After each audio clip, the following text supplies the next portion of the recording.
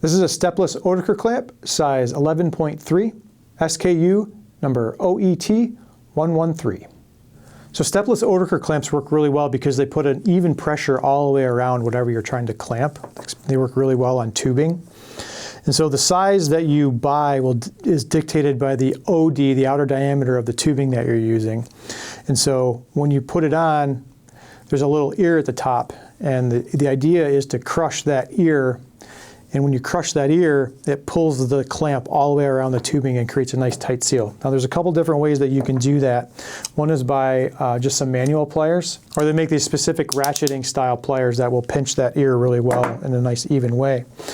The good thing about Oetiker clamps is they work really well for tubing. The downside is they're kind of semi-permanent. And so the only way to get them off is to use your pliers to either cut through the ear, or there's another way that there's a tab all the way around the clamp here. What you got to do is get a piece of metal, whether it's like your pliers or a screwdriver or something, underneath that tab, and basically you're just going to peel back that tab, and the clamp will come off. So they're not permanent, but they take some effort to take off.